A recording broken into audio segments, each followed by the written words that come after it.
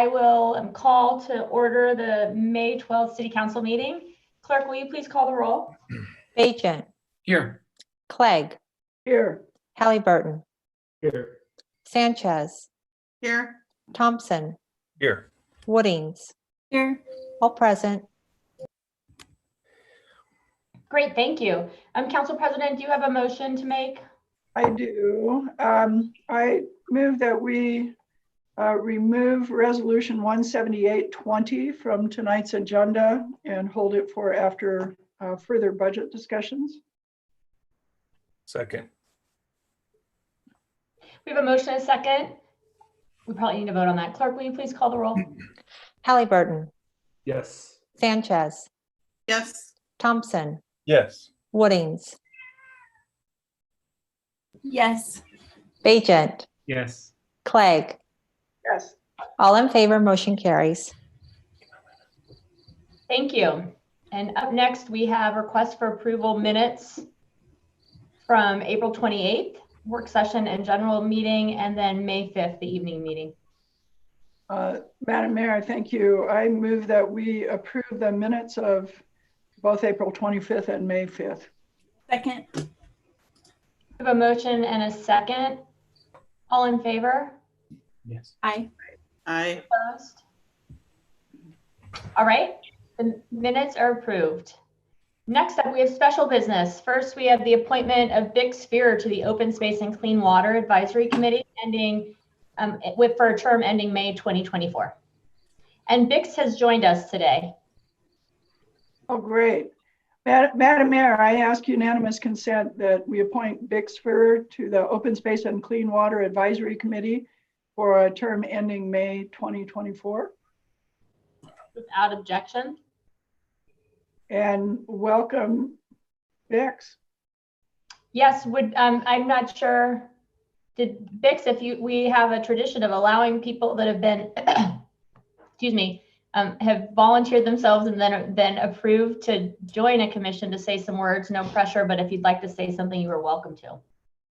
Absolutely. I just wanted to say I'm very honored to be given this opportunity to serve Boise. I've spent my career as an outdoor educator, connecting people to spaces that mean a lot to me and eventually mean a lot to them. And I think it's really an important part of the civic life of a city and of a municipality to have people who engage with their open spaces. And it's something that Boise does well. And I'm excited to be part of that tradition. So thank you.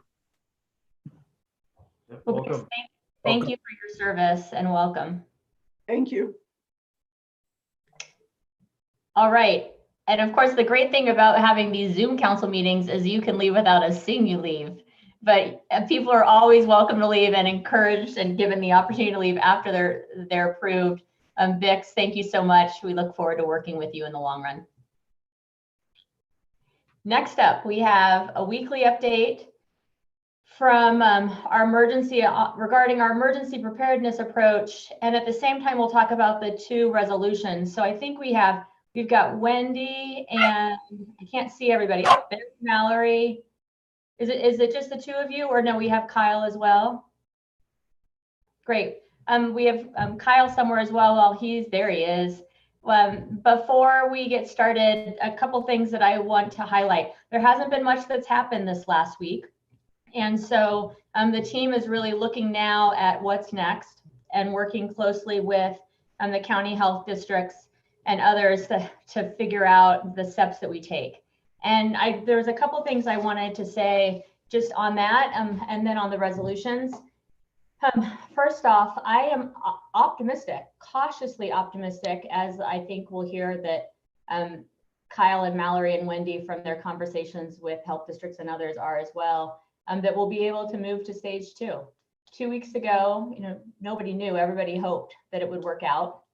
And I think in many ways, while we all find the people that haven't followed the requests we've made to physically distance and do things, for the most part, our residents are doing that and trying hard to do that. And it's helping us be able to advance because we're not seeing an increase in cases. So we believe that so first off, I'll say the order that we have in place is an order that was designed for 30 days, or when and if the county health district or the governor's office, in review of the data that they get before us, say we can move to stage 2. And at that point, I fully intend, if they say that on Wednesday or Thursday, we're not sure when we will hear that news. It's my intention, if they announce that we can move to stage 2, then we would move to stage 2. In which case, next week, we'd be discussing a new order, which I'll touch on in a second. But on that sequencing, in talking with the health district, we have tried to come up with a normal pattern in which we would receive information. But it's really a game of waiting. So we're waiting for the health district or the governor, who's waiting for the data and the analysis, who, waiting for it to be received. And so as soon as we get the information from the health district or the governor tomorrow or the next day, I say this tomorrow or the next day because we aren't positive when we'll get it. We don't get it much in advance at all. But as soon as we get that, it's our intention to review it. And if the governor says the state can move to stage 2, or if the health district is saying, yes, it makes sense in Ada County to move to stage 2, then we would put into place a health order that does several things. It incorporates stage 2, just like we did with stage 1, with additional precautions, which include protections at the airport, making sure that only travel, just like the last one, travelers only, unless somebody has to be accompanied, and then employees go in and out of the airport. We will continue to require, where feasible, because some of the businesses that can operate in phase 2 will have protocols to make up for the physical distancing. We'll continue to require physical distancing of 6 feet where feasible. Now, late last week, the state released protocols on how businesses ought to operate. And so we will require that those protocols be followed. And then we will be in keeping with the governor in terms of, he had proposed a recommendation of group sizes not larger than 10, and that would be part of our order as well.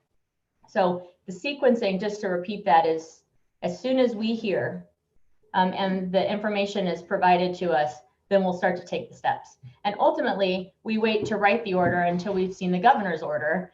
So the end writing of it comes a little later than when we might announce what we're able to open, because we have to see his language first.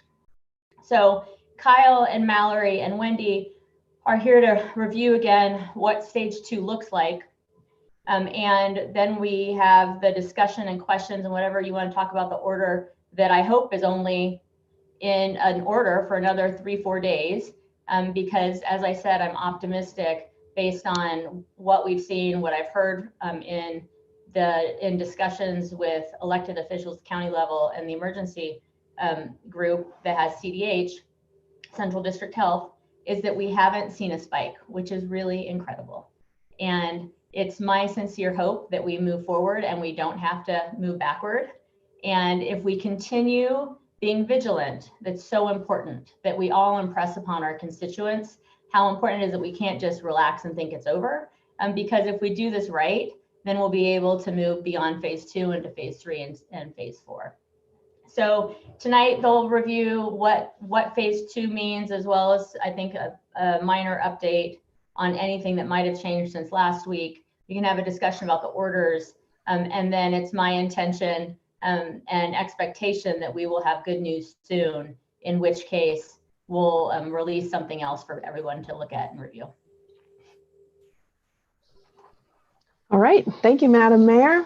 Council members, good evening. It's a beautiful evening out there tonight. I hope everybody's having a great day so far. We have a couple of updates that we're going to provide today. I'll go over a brief update at the program level.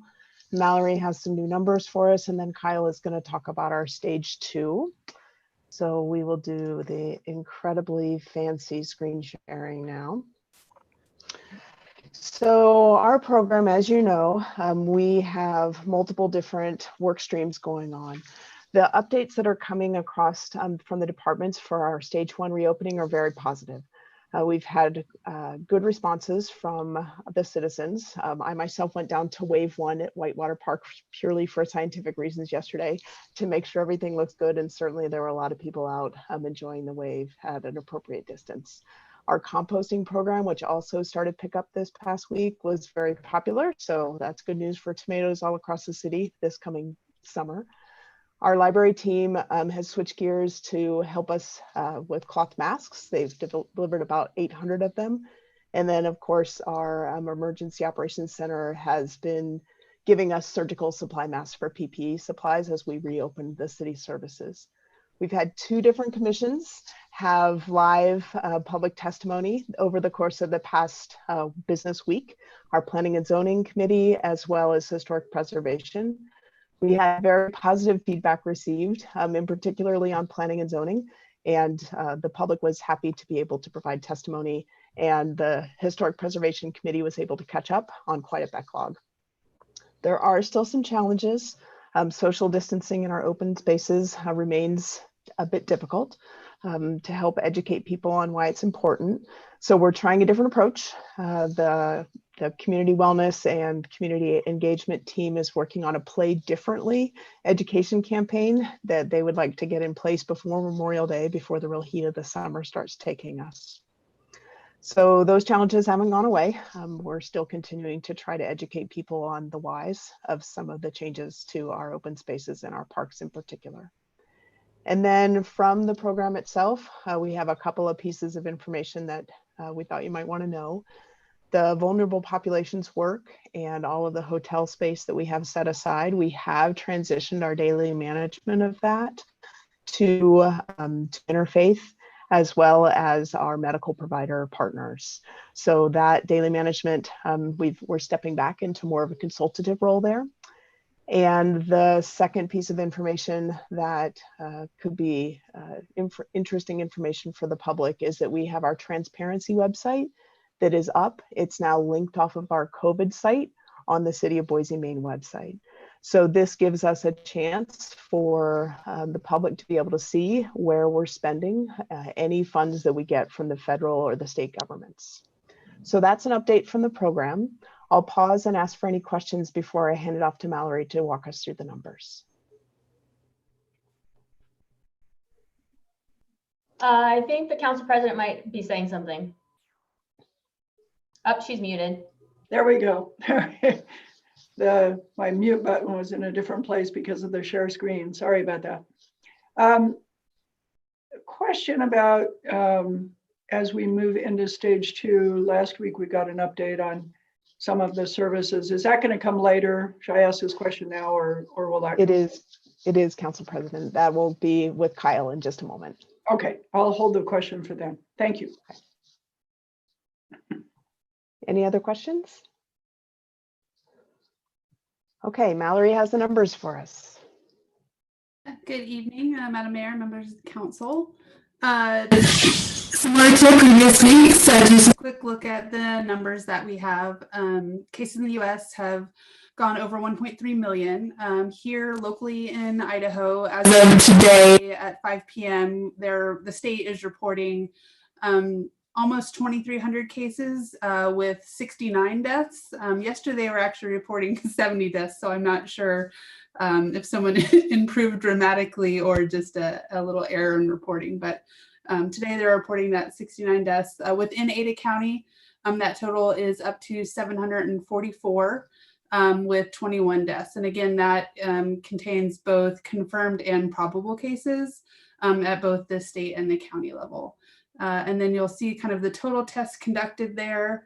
That's kind of what's reported, the whole compendium of all the testing that's been reported to the state thus far.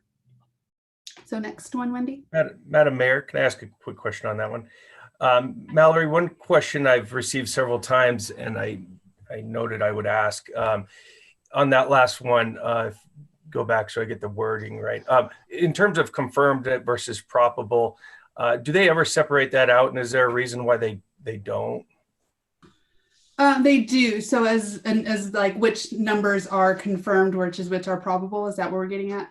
Yes. Yeah, they do.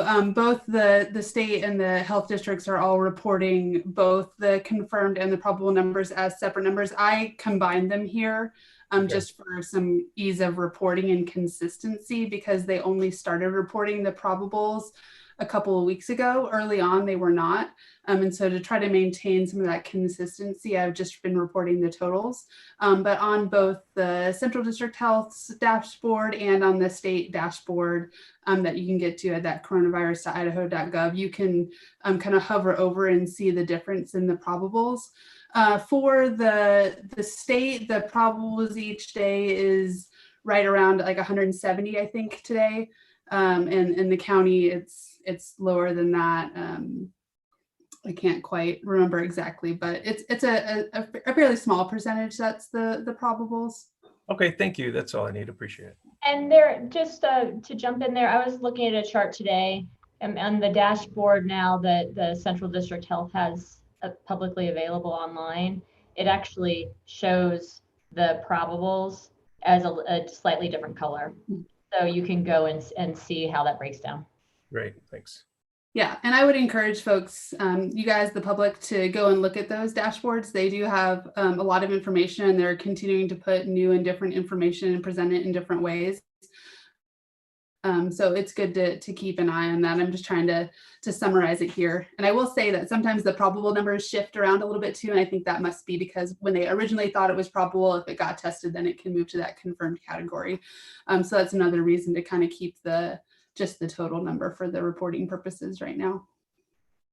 Madam Mayor, since we're stopped here for just a moment, thank you. Mallory, I know nationally there is some effort to track how many deaths would have been predicted to happen in this time period versus the total number of deaths.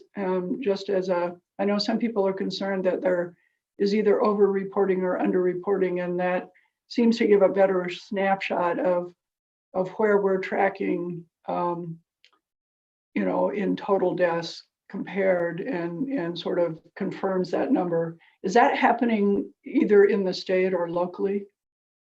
I don't know that I've personally seen anything on that. It's not something, and I don't know that I've actually heard any of those news stories either. So that's interesting, just to kind of see how this is maybe affecting or not affecting the total death counts that we would kind of see on average. Yeah. No, I haven't heard anything. I can do some looking around and see if there's anything that we can report back to next week. But yeah, that's not something I've heard of yet. Council Thank President you. Blake, if I may, this is Kyle Patterson. I think it's a great question. There was some New York Times reporting on that on a state-by-state basis about 3 weeks ago. So that data was available through that reporting for the state of Idaho, and they did show a larger number of deaths above average, above expected for Idaho than would be expected from COVID. But that data now is a few weeks old, and I haven't seen any local analysis on that. Thanks, Kyle, the data guy, chiming in with the data. But yeah, we can do some looking around and see if there's anything more recent or reach out. So moving on, here is just kind of that trend graph. And if we had separated out the probable, you'd see a little bit of a lower line there on each of the top two things. But again, the difference is not that much. And so we just are continuing kind of as we're doing a good job of flattening that curve. We haven't seen any significant spikes either kind of at the state or at the county level. And again, thankfully our deaths have remained relatively low. I think I haven't looked at like a percentage compared to other areas, but that line has stayed, I feel, significantly low, which is good. So next one, Wendy.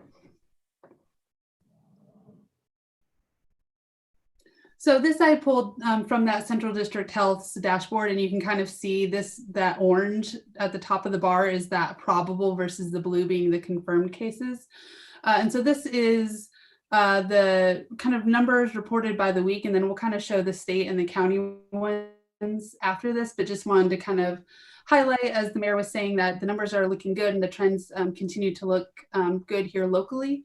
And so this is just kind of that snapshot over time since we've seen cases reported in the county or in the district of what they're looking at. So we'll go to the next one, Wendy, and look at the state and the local. And I apologize that the dates on these are a little bit wonky compared to the last graph. I realized after I'd kind of put it together, they're reporting, the numbers are for the same week, but the Central District Health graph puts the date at the beginning of the week and mine is at the end of the week. But it should be about the same time period, which is, I'll say, one of the challenges in looking at some of this data. There's a lot of different ways to look at it, as I'm sure Kyle can highlight. Based on how you look at and position your weeks, sometimes the numbers look a little different. But we can see there's still a trend of trending downward, both in the state and in the county. There was a little bit of an increase there, a couple, like beginning of the month, as far as new cases, but since then we have continued to trend downward. I was looking at the averages today, and these most recent 2 weeks, we are seeing within Ada County an average of 5.6 cases a day. And the previous 2 weeks was 7.4 cases a day.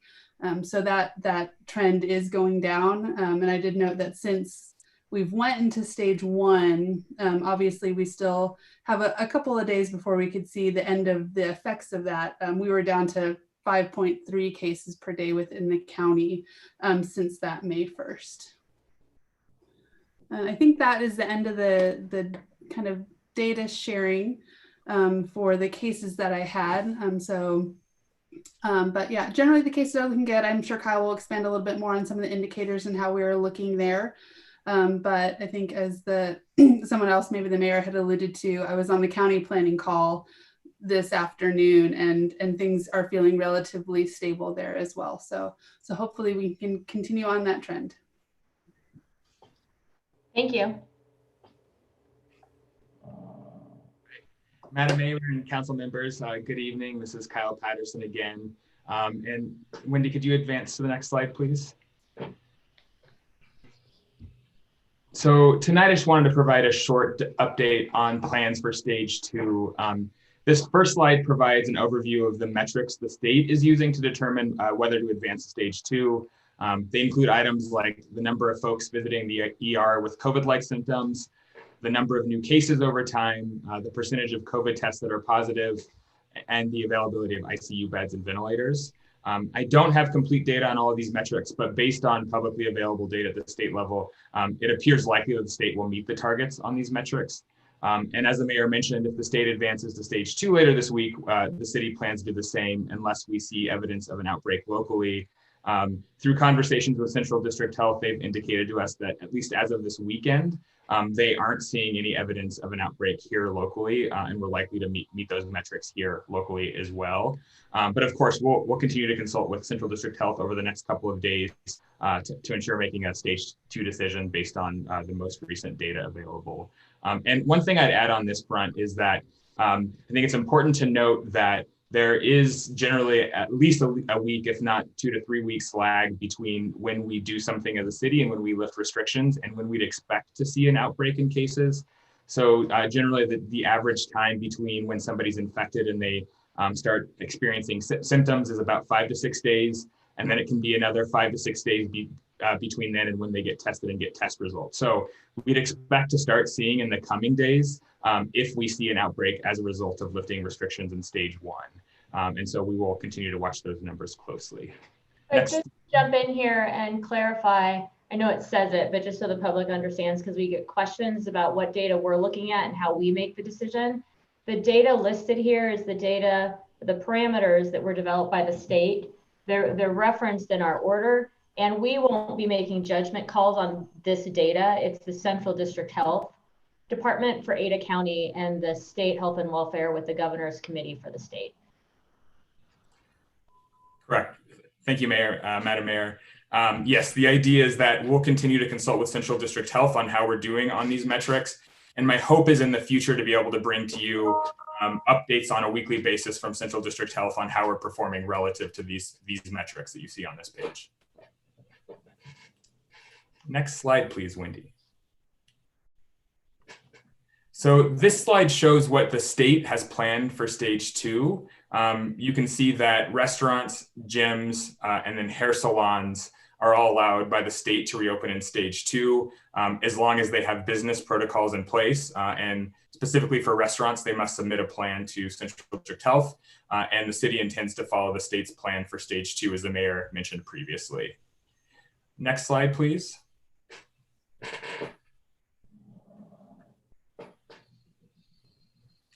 And then finally, I'm working with departments to update our plan for which city services and facilities will reopen in stage 2. Those plans should be finalized by the end of the day tomorrow, but I wanted to give you all a quick teaser on some of those services and facilities. So they include reopening the library on a limited basis by appointment only for use of the computers there. The idea is that folks will need access to those computers to do things like file for unemployment claims. There would be limited curbside pickup starting next week, but that would probably phase in. We do a small scale soft opening next week, and if that works out, we'd expand that service in the following week. And then as far as facility reservations, Parks and Recreation would be allowing facility reservations, but with a maximum of less than 10 people for any facility reservation. Dog parks would reopen completely. The Bike Skills Park would reopen except for the pump track. And then some core restrooms would reopen. So those kind of downtown adjacent core park restrooms would reopen, as well as restrooms at trailheads.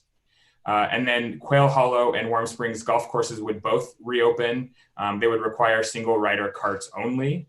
And then of course, City Council would continue to have remote meetings with public testimony. So that's just a quick teaser of what we're planning. Again, I'll be finalizing plans with departments tomorrow, and we expect to have some more information to you all by the end of the day. Madam Mayor. Go ahead. I have a question about this as it, I don't know, I guess as it kind of relates to businesses also. So one of the closures, one of the hard closures until I think it's phase 4 is large venues. But where we have the Boise Depot, which would generally be considered a large venue, but we're just limiting the capacity of that large venue. I'm wondering if there would be space for owners of large venues like movie theaters to also operate in a limited capacity without kind of getting sideways on orders. Well, the key here is we're opening it for group limits of no more than 10. So, and then of course they'd be providing us the plans to show that they have social distancing. We are not opening things sooner than the state, and we have not proposed that. And so haven't thought about allowing large venues to open in advance.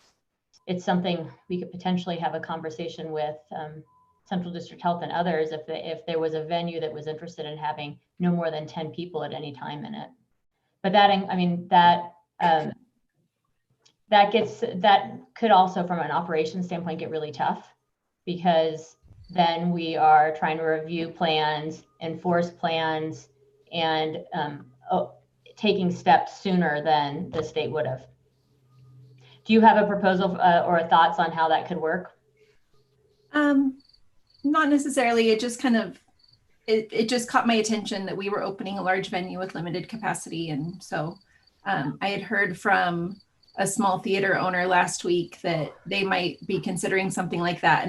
And at first I was like, that's ridiculous. And then I was like, well, wait, we're opening a large venue with a limited capacity. So would it make sense to allow private businesses to do that too? So I'll send them to the state. Councilmember Whittings, this is Kyle. It's a great question and a fair point.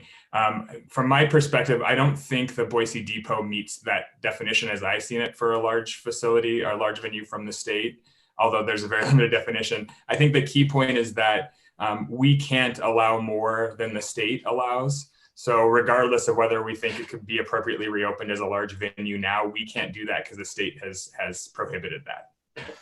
And I'll jump in here, Kyle, because I appreciate that clarification, because that's true. And we can't open things ourselves as a city in advance of the state. So it must be that the depot doesn't fall under that definition. Jade keeps showing up in a picture. I don't know if he has something to say or not. But I appreciate that, because thinking on my feet, that wasn't one of the things that I came up with. But you're right, we'd be in violation if we were opening something that qualified as a large venue. And Madam Mayor, council members, the only thing I was going to clarify is several of us did have a conference call with the large facility owners, the Boise Center, Boise State, some of the big hotels who have conference centers, and their interest is really in more stage 4 of group sizes meets facility sizes, and so we're getting some potential best practices from some other progressive cities, and then going to run that by the mayor to see if there's some other interest. But none of the major facilities were interested in stuff in stage 2 or 3. It was all really about group size max limits in stage 4. Madam Mayor, Kyle. Thank you. So just to clarify on the libraries, it won't just be the main library. All the branches will also be doing some limited curbside pickup and some technology appointments.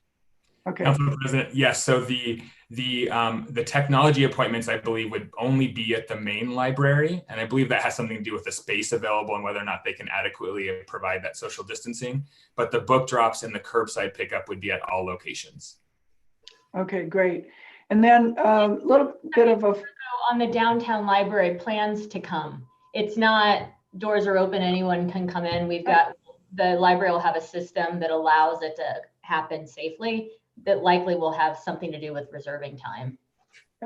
Yeah, that makes sense. Thank you. So follow up, I guess, on the previous discussion. I was wondering, I know we talked a little bit about it, and I wanted to clarify when it is we'll begin at least intaking special event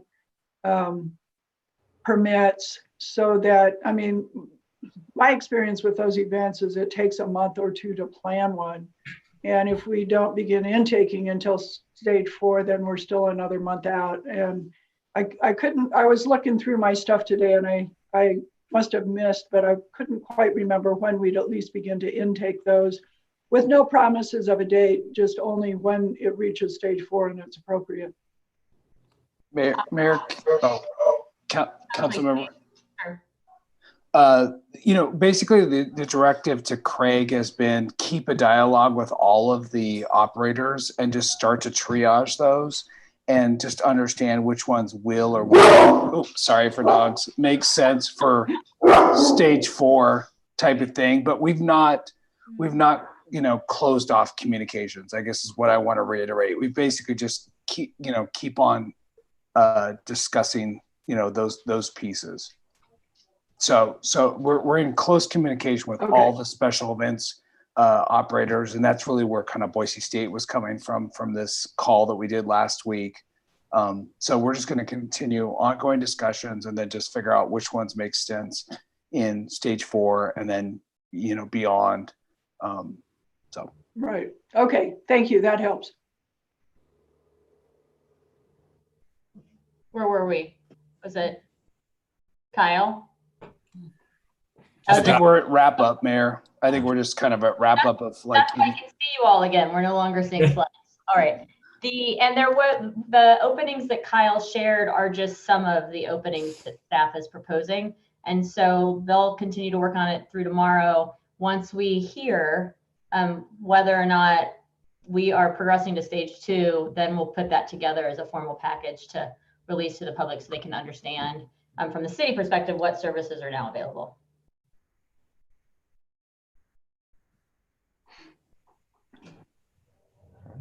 Great.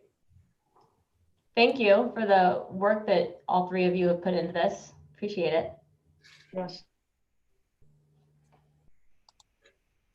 All right, and now we have, I was hoping we might have just covered all of this, but I just want to make sure the resolutions that we need to ratify tonight. I'm happy to take any questions. I addressed them at the beginning, but I can readdress them now if you'd like me to.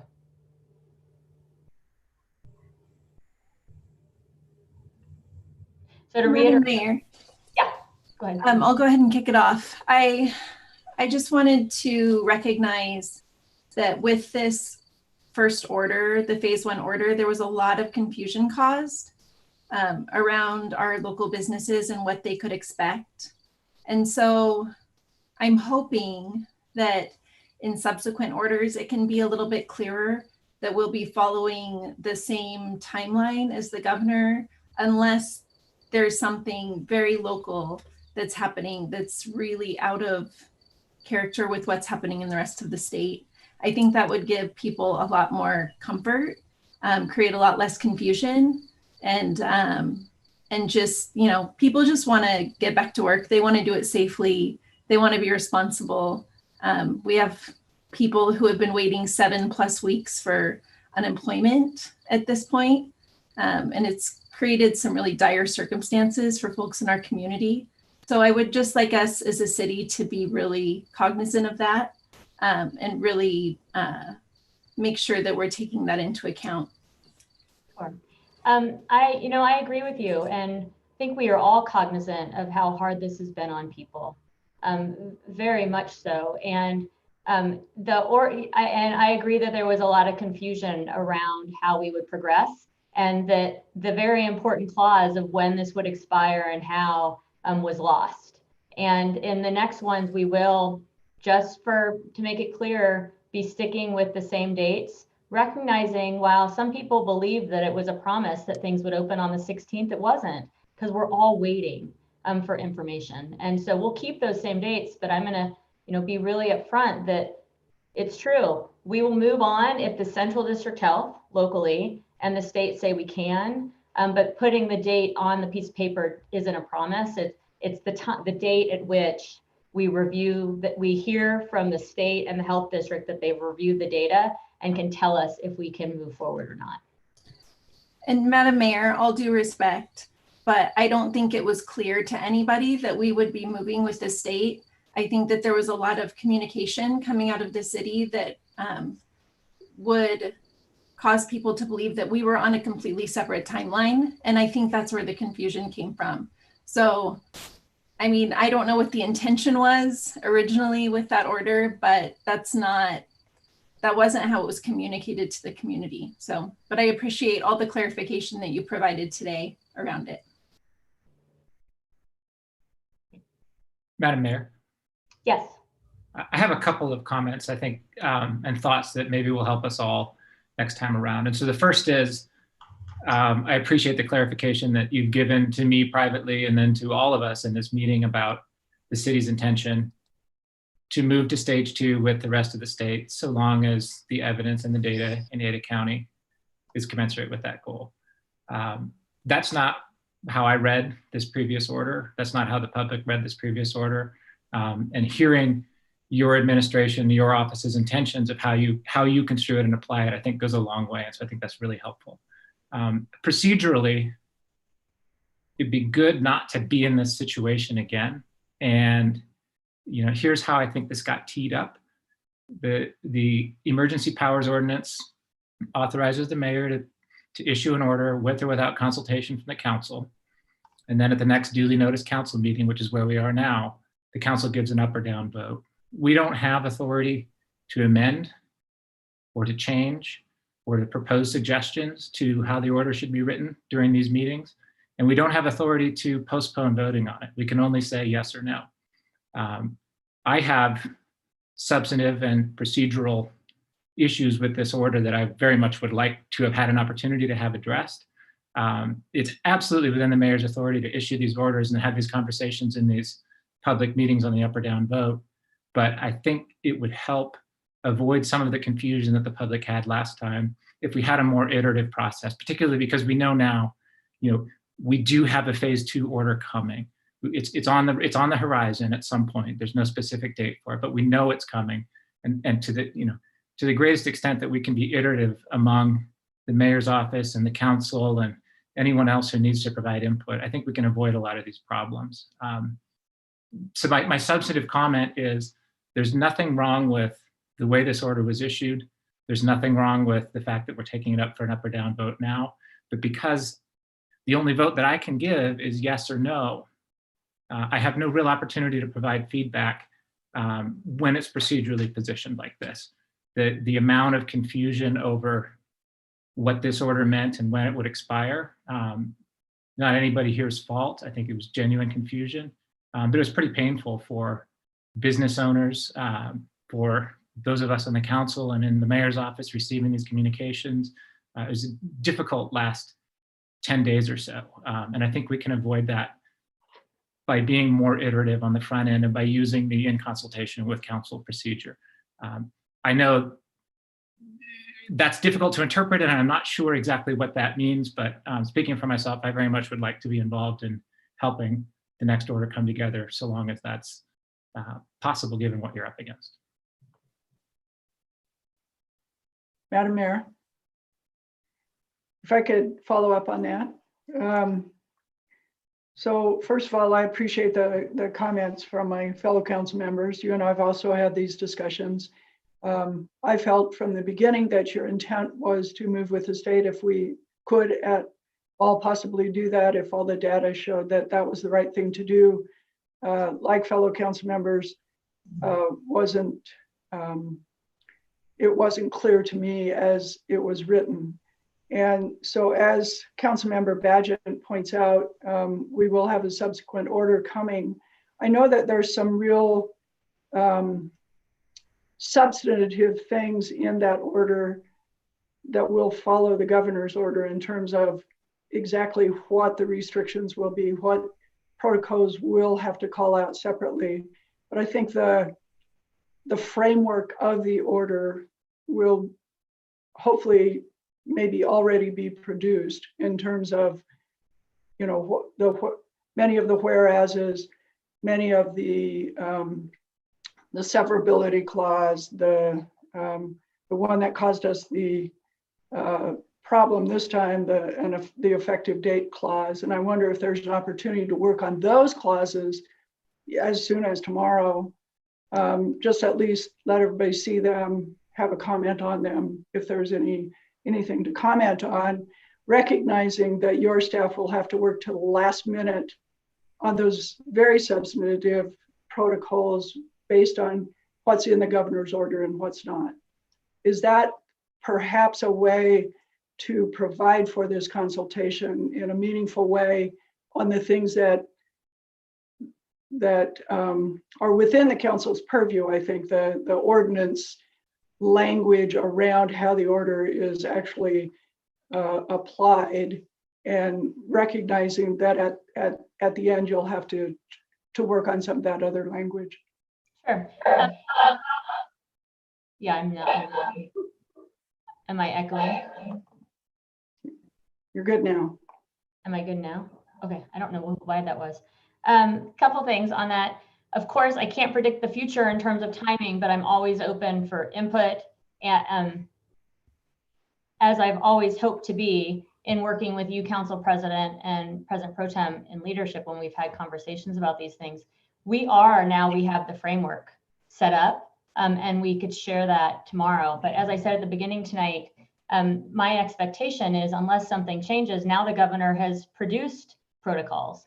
So we will incorporate those by reference as requirements for businesses operating in our city.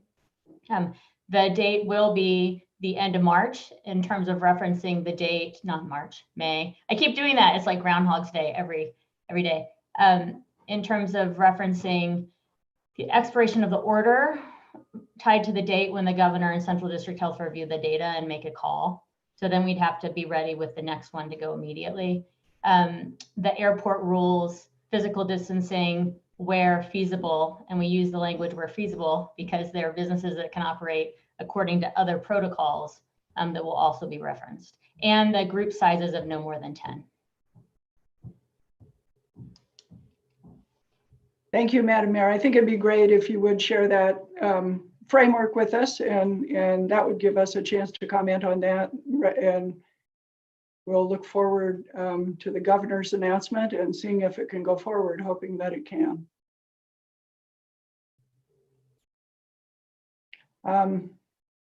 With that, if there are no other questions, Madam Mayor, I guess I would move to ratify Public Health Emergency Order number 2005, reopening Boise City Stage 1, dated May 1st, 2020. Second.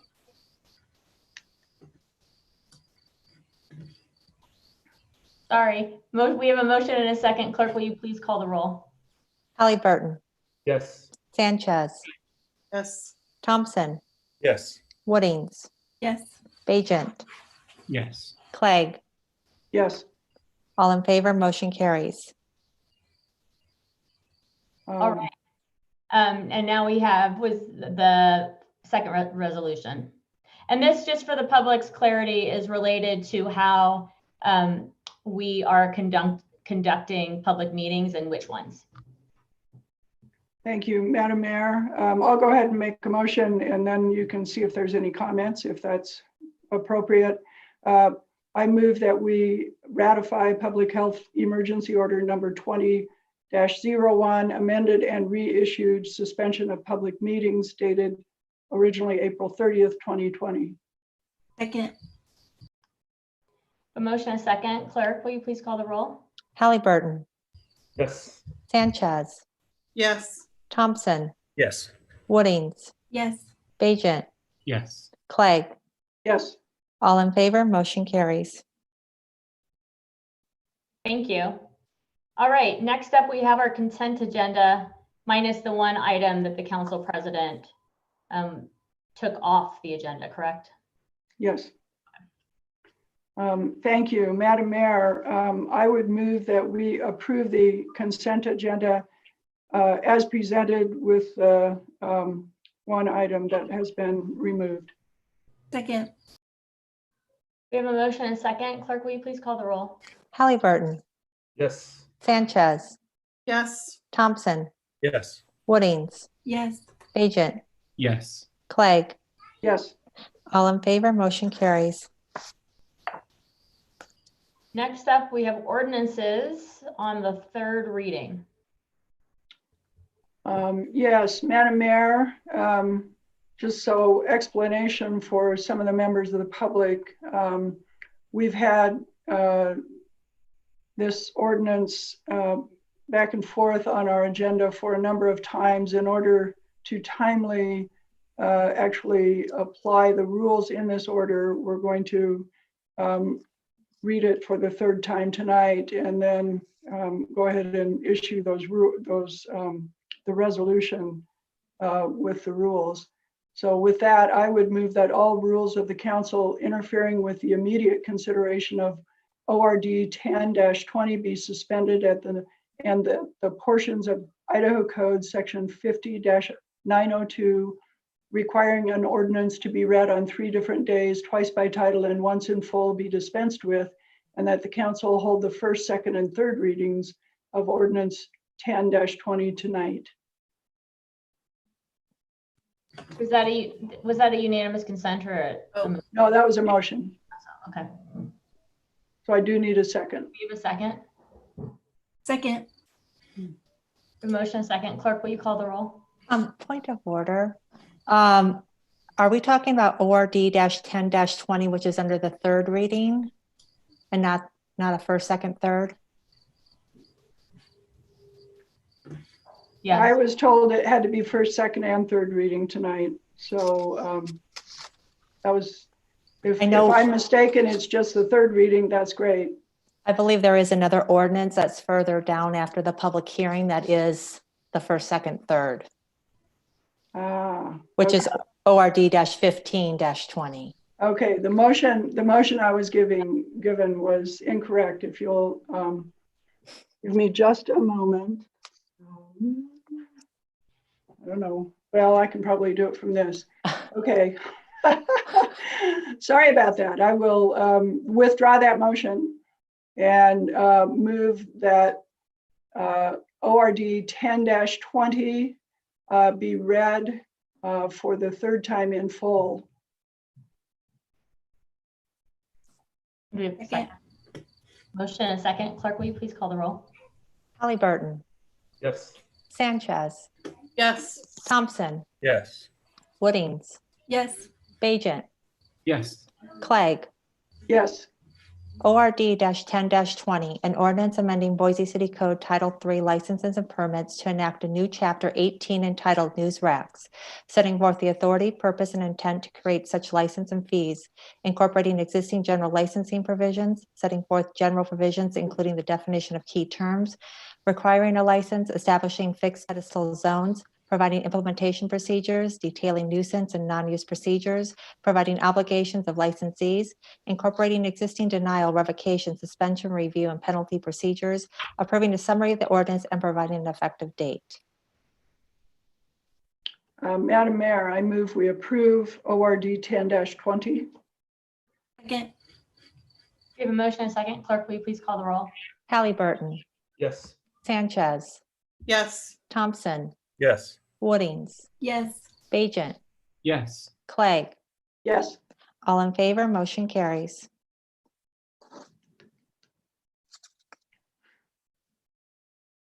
Sorry, I'm unmuted. Next up, we have subdivisions. No, new business. Yeah.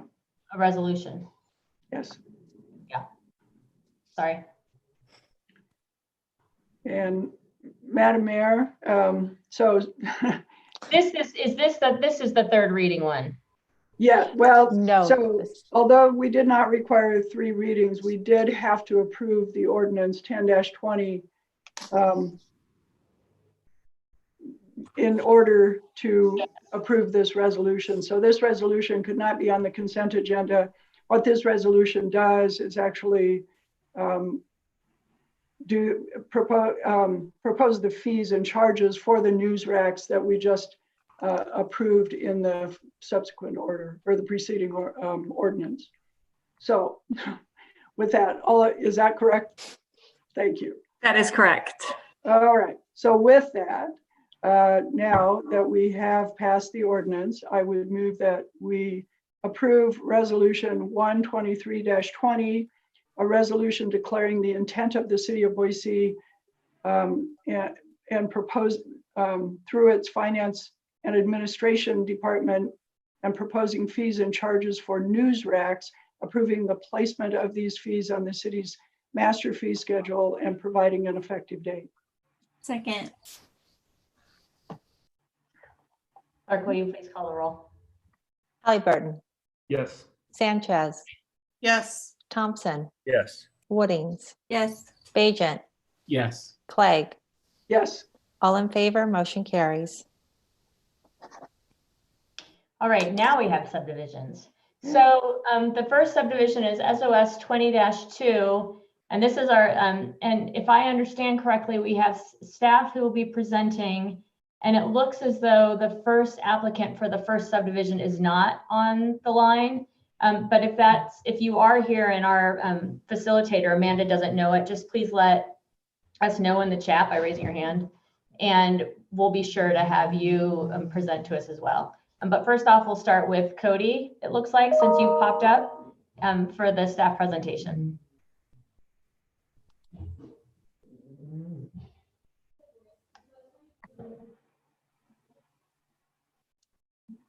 Okay, can everybody see my screen?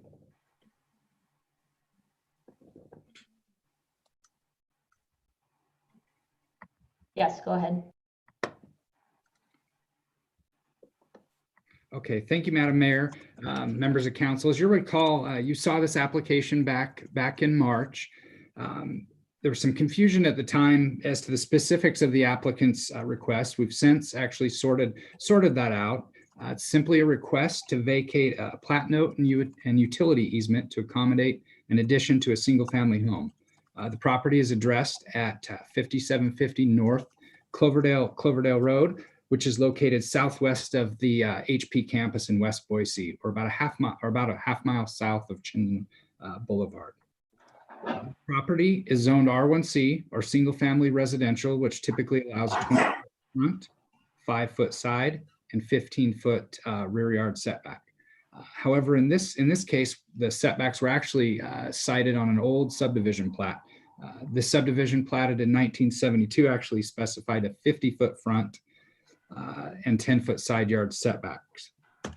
The applicant is simply asking to use the setbacks of the zone, again, for a single-story addition. From a staff perspective, we don't have any issues with the request, and the applicant has obtained relinquishments from all of the easement holders to use those proposed setbacks. We remain unaware of any opposition to the request, and so we are recommending approval of the application this evening. Thank you.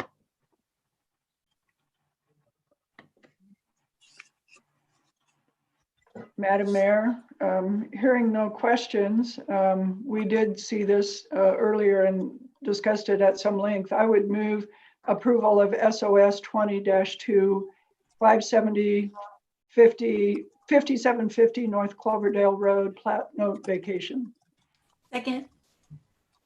Good motion, second. Clerk, will you please call? Oh, wait, sounds like, did Councilman Badgett start to say something? There was one question, but it happened on mute as the council president was talking. So I'm sorry. I do have one question for Cody. Is it the application where the drawings or plans were different than what was applied for? So we had sent them back and then they've now come back with two sets of documents that overlap correctly and correctly describe what they're after? Madam Mayor, Councilmember Bajent, that's correct. Thank you. Great. If the motion hasn't been seconded, then I'll second it. We had a motion and a second, so now I think questions are complete. Clerk, will you please call the roll? Halliburton, Yes. Sanchez, Yes. Thompson, Yes. Woodings, Yes. Bajent, Yes. Clegg. Yes. All in favor, motion carries. Next up, we have SOS 20-9, 11318 West Patty Court.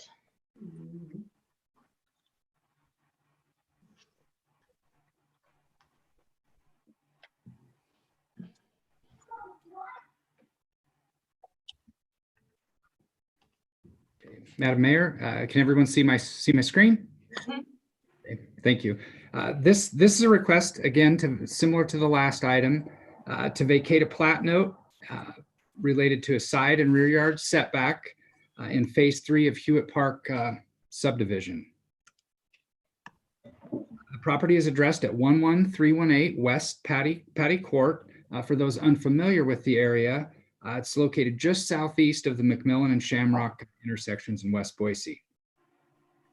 This subdivision was platted in 1984 and like the last application referenced some old specific setbacks.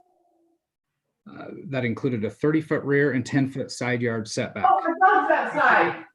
Is zoned R1C or single family residential, which again allows 15-foot rear and 5-foot side yard setbacks. And that's the applicant's request this evening, is to simply use the setbacks of the zone. The setback is actually consistent with other lots in this subdivision, including other adjacent phases of the development. It's kind of an odd situation in that it appears that 30-foot requirement was maybe an oversight at the time, and that it doesn't actually reflect what's occurred in a lot of the area. We remain unaware of opposition to the request and can't identify any negative impacts on other properties in the area. This will allow a very minor addition to a single-family home. All existing easements will be honored. And so with that, we are recommending approval of the application this evening. Thank you. Thank you. Madam Mayor. Yep. Any questions? Madam Mayor, a quick question for Cody. This is the second one we've gotten tonight. We've seen a few of these. As we approve new subdivisions, are we being careful not to approve development agreements that are different from what our underlying ordinance and setbacks are, except in very special situations where there's some physical reason to do that? I just don't want to set up more of these for future councils sometime in the distant future. Go ahead, Cody.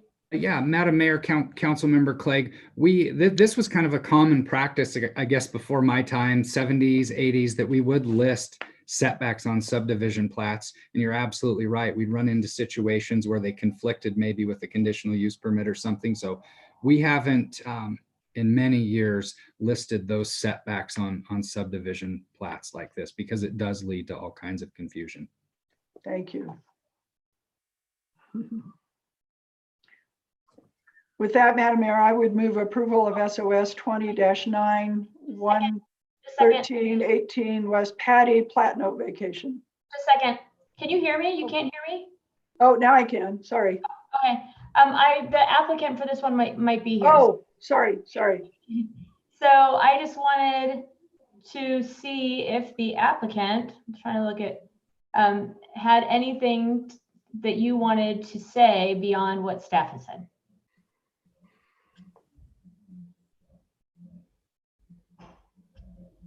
It looks like, oh, here, I see your hand is raised.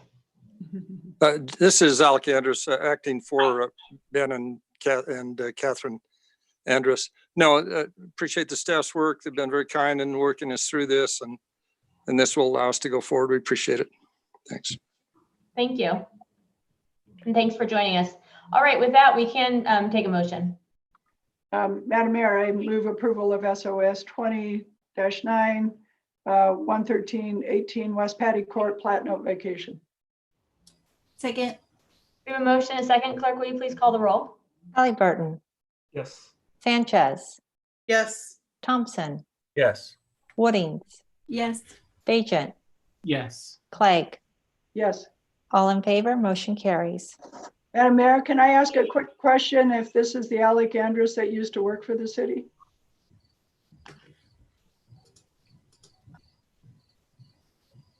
Alec Andrus is permitted to talk, it says. So I don't know. Maybe yes, maybe no. I don't know. If so, just, I'm glad we were able to help you. Thanks. Thank you. Okay. Next up, we have subdivision 20-6 at 3015 West Alpine Street.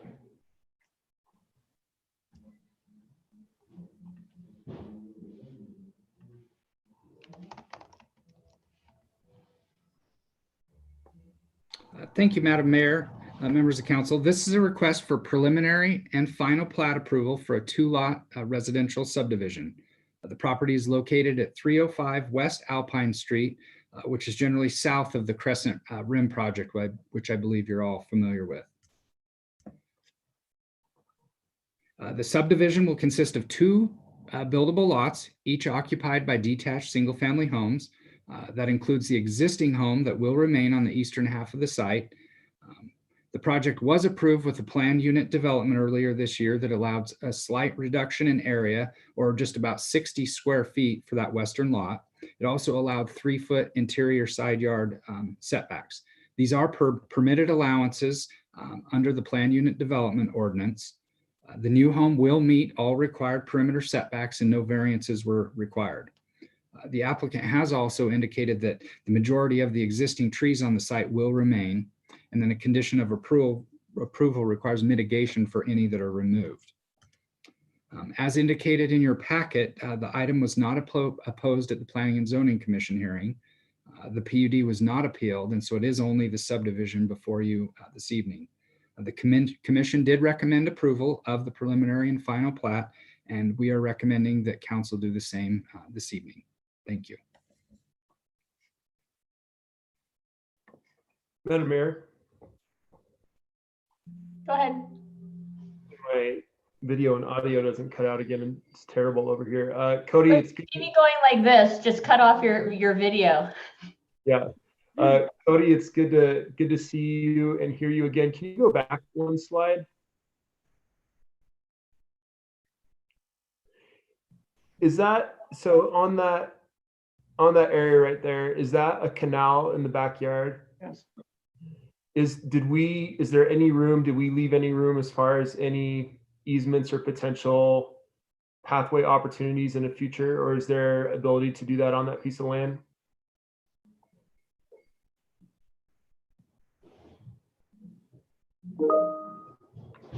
Madam Mayor, Councilmember Halliburton, I don't believe we conditioned that with this subdivision. I mean, if you look, we certainly could add something. If you look, the area to the south and southeast is all but built out with established single family homes. So there's very little in the way of redevelopment here. So it would certainly be a challenge, I suppose. Sure. Madam Mayor. Go ahead. Thank you. A little bit of follow-up. I did just a quick bit of research this afternoon, and this is the electric light switch lateral, which is kind of an interesting name. and it comes off of the bigger canal there at Rose Hill. But as I look at it, it has a 60-foot right-of-way. And so instead of it being an easement, the lot line, as I could see it, the lot line of these two new lots are on the edge of that right-of-way. My guess is the rest of the development follows that same pattern, although it's quite thickly grown with pretty mature trees. So I don't know that there's any room for a pathway, but if there was such a pathway, it would be on the right-of-way of the canal anyway, so it wouldn't be an easement. At least from what I could tell, from what I looked at quickly this afternoon. Thank you.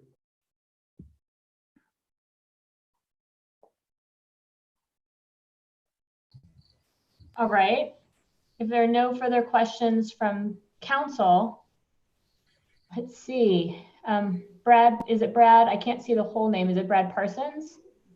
I should make this wider. If the applicant would like to say something, you are welcome to. I'm in agreement. As far as a pathway, I personally am not for it. There's about 3 really large sycamore trees that kind of take up a pathway area, so you'd probably have to clear that out, but I wouldn't oppose it either way, so I'm good with staff's recommendations. Thank you. All right, with that, if there's nothing more. With that, Madam Mayor, thanking Councilmember Halliburton for bringing up the pathway, so we'll always be cognizant of it. I would move approval of SUB 20-6 preliminary and final plat for 3015 West Alpine Street. Second. We have a motion and a second. Clerk, will you please call the roll? Halliburton, Yes. Sanchez, Yes. Thompson, Yes. Woodings, Yes. Bajent, Yes. Clegg. Yes. All in favor, motion carries. Thank you. So next up, we have SOS 20-5 and SOS 20-6, the cult at 2994 North Lancaster Place.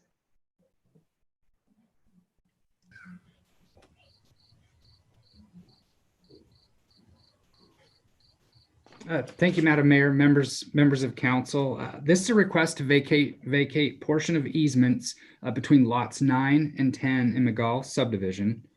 For those unfamiliar with the area, it's a fairly new subdivision located just above Hill Road near 24th Street.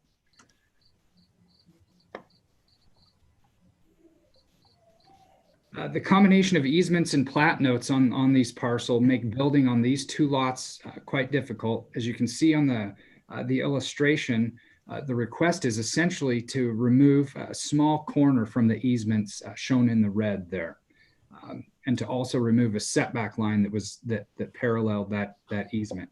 The result is effectively a more usable or buildable area for lot 10.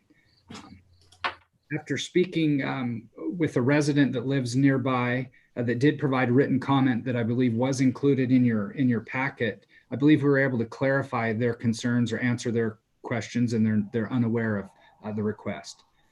All utility providers have granted their approval of this request, and most importantly, all perimeter setbacks will be maintained. The vacation of this small portion of easement won't allow for a larger building envelope as it relates to the perimeter of the project. It really just cleans up an odd corner between 2 parcels with no discernible impact on adjoining properties. And so with that, we are recommending approval of vacation of the plat note and easement this evening. Thank you. Thank you. Do we have any questions for staff? Madam Mayor, I have a quick question. Cody, you're showing an adjusted property line. Was that done with a record of survey lot line adjustment? That's not on the docket tonight, is that correct? Madam Mayor, Councilmember Clegg, that's correct. That was previously done, and this was a condition of that approval. Okay, thank you.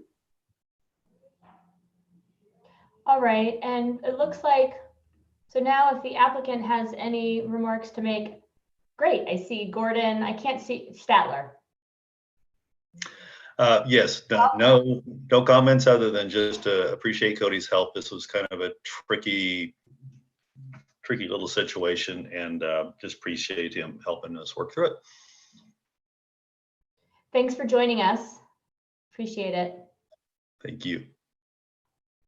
All right, and with that, Madam Mayor, I would move approval of SOS 20-5 and SOS 20-6 2994 North Lancaster Place, plat note and easement vacation. Second. we have a motion and a second. Clerk, will you please call the roll? Halliburton, Yes. Sanchez, Yes. Thompson, Yes. Woodings, Yes. Bajent, Yes. Clegg. Yes. All in favor, motion carries. Thank you. All right, and next up, we're at public hearings, the ZOA 19-6. This is, the applicant is actually Boise City Planning and Development Services to amend Chapter 1108 flood hazard regulations of the Development Code.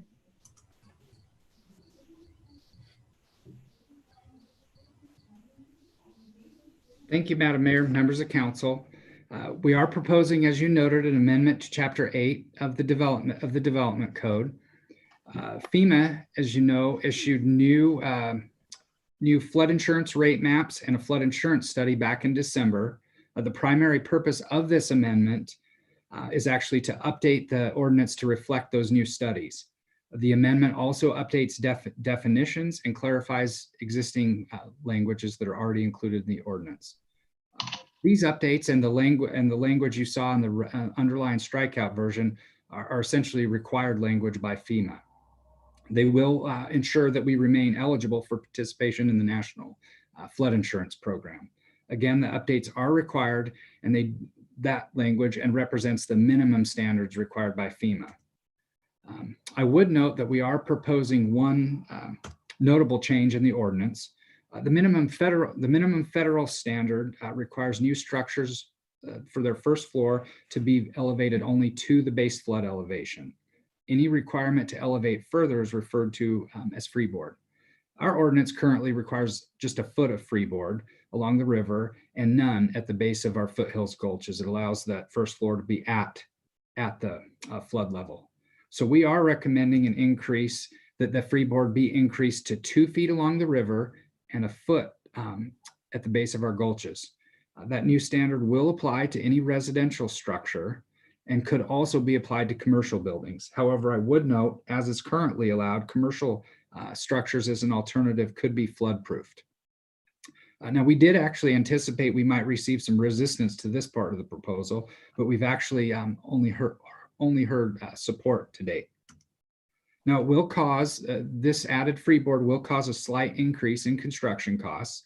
FEMA estimates with most homes, the cost would increase from about 1/4 to 1.5% increase in total construction cost. Now that might add, for one example, might add $20 a month or $240 a year to a mortgage, but the insurance savings on that same mortgage would be more than $1,000.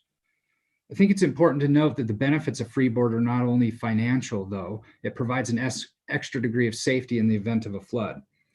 Keep in mind that our new maps aren't perfect. They're only based on the best available data.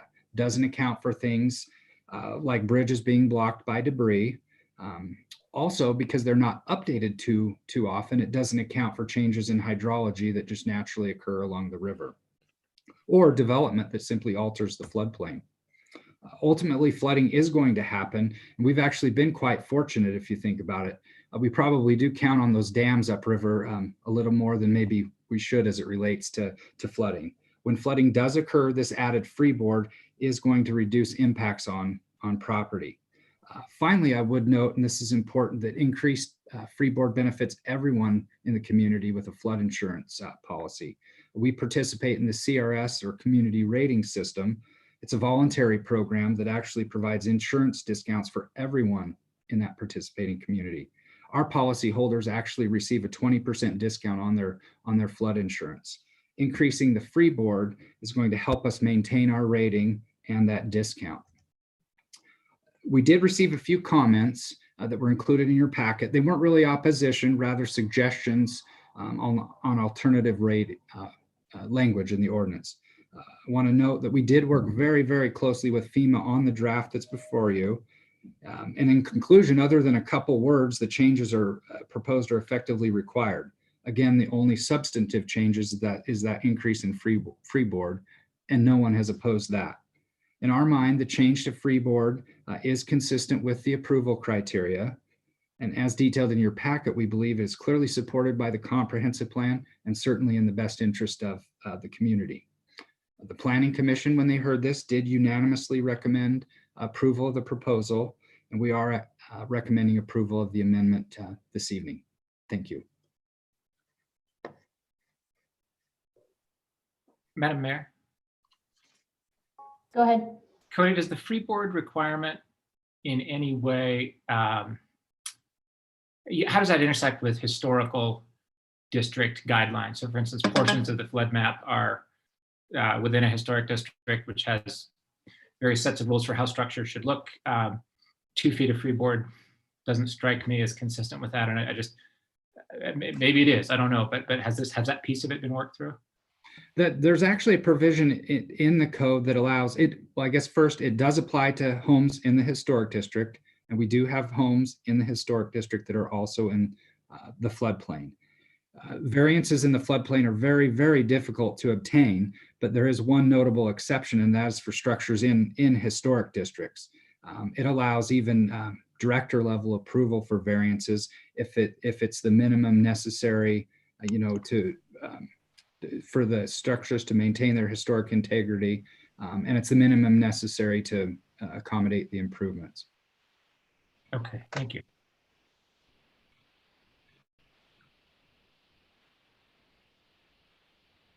Madam Mayor. Other questions? Go ahead. Was that Councilman Halliburton? Yep. Okay. Cody, thank you for this information. I kind of remember this conversation beginning earlier in the year, and it seems like a lot longer ago. I know that there was like some public outreach that we did about it. Do you know how well that was attended? Madam Mayor, Councilmember Halliburton, yeah, it was unfortunately that our timing wasn't ideal, but we couldn't control that. We did early in the year, we did a series, well, back in 2015, when the preliminary maps were issued, the city did a series of open houses and communicated the pending changes. Then when FEMA introduced the official maps in December, we sent out mailings to every property that was impacted. We then scheduled 2 open houses, the first of which we did conduct, and it was very well attended. I would guess there were more than 100 people there. Unfortunately, we did have to cancel the second open house because it was scheduled to occur about the same time the shutdown occurred. If this is approved, it'd probably be in our best interest to send one final mailing to people to answer any questions they might have. Madam Mayor and Cody, when that first session actually did occur that you said was well attended, did we have any specific feedback or concerns that that we saw, or was it just kind of more information that people were wanting to find out?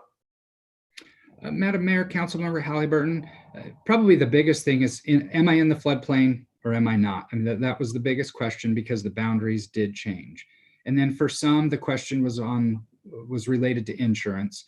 We did invite representatives of FEMA that were at the open house, and they were able to actually answer a lot of questions. So I think people were generally satisfied with the information we provided.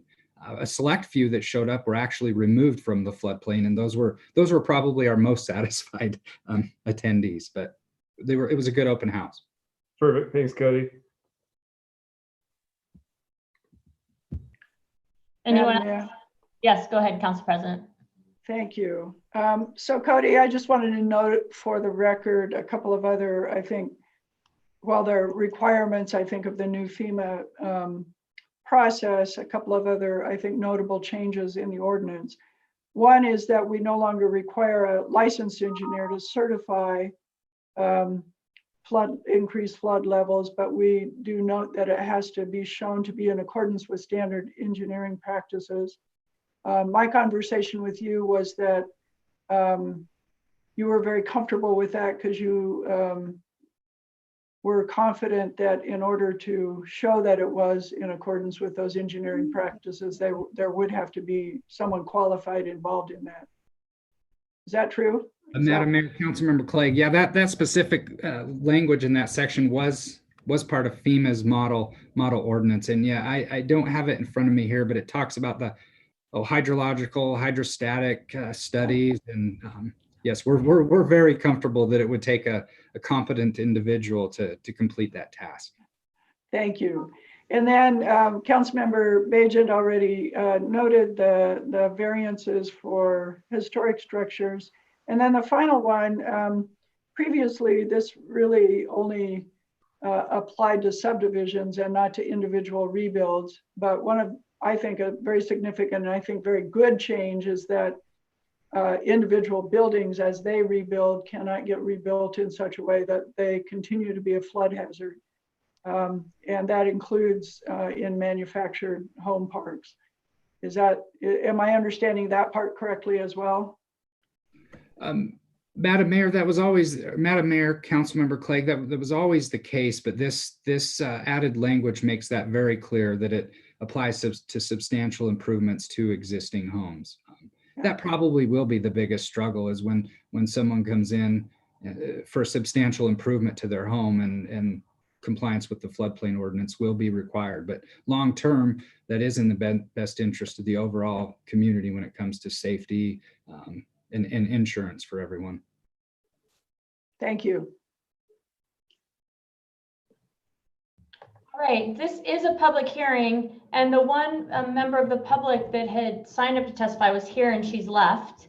And I see no others listed as attendees, but before we close that, I just want to make sure that nobody is here to make comments. All right. And with that, then I will close the public hearing, ask that the record reflect that there was no one present to comment on the plan. And with that, I'll take a motion.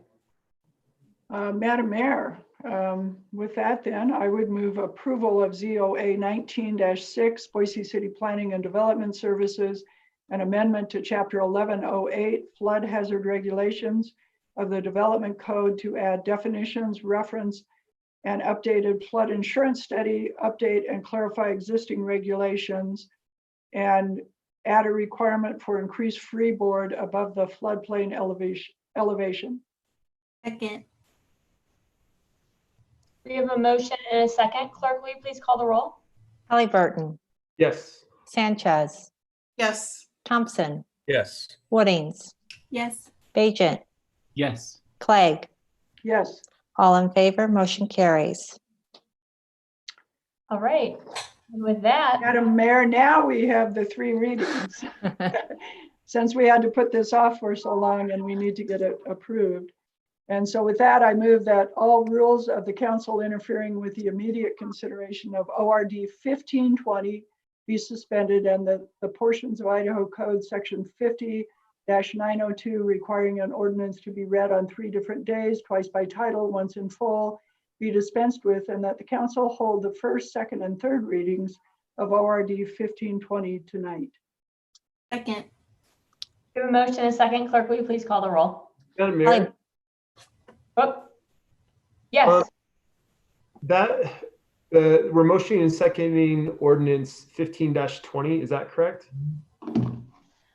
I just closed my online agenda. Let me double check on this paper agenda. Yes, listed at the very end after public hearings. As 15-20. Councilman, I think you might, nope, you didn't freeze. Never mind. So I said 1520. That's what's showing on my agenda. Correct. Is that correct? Okay. That is correct. it's at the very, very bottom underneath the Gotcha. the hearing. So this is, we've just did the public hearing, and so now we have the ordinance that implements what we just heard. Perfect. Yep. All right, we have a motion and a second, so we need, this is the motion to allow us to do 3 readings tonight. Halliburton, Yes. Sanchez, Yes. Thompson, Yes. Woodings, Yes. Bajent, Yes. Clegg, Yes. ORD-15-20, an ordinance amending Title 11, Chapter 8, Flood Hazard Regulations of Boise City Code, referencing a new flood insurance study and rate maps, updating definitions and regulations, and increasing the freeboard requirement in the floodplain, providing for a waiver of the reading rules, approving a summary of this ordinance, and providing an effective date. Madam Mayor, I move that we approve ordinance 15-20. Second. We have a motion and a second. All good? All right. Will the clerk please call the roll? Halliburton, Yes. Sanchez, Yes. Thompson, Yes. Woodings, Yes. Bajent, Yes. Clegg. Yes. All in favor, motion carries. All right. Thank you all. If there's nothing else to come before the council, I'll entertain a motion. I move we adjourn. Second. The motion is second. All in favor? Aye. Aye. Aye.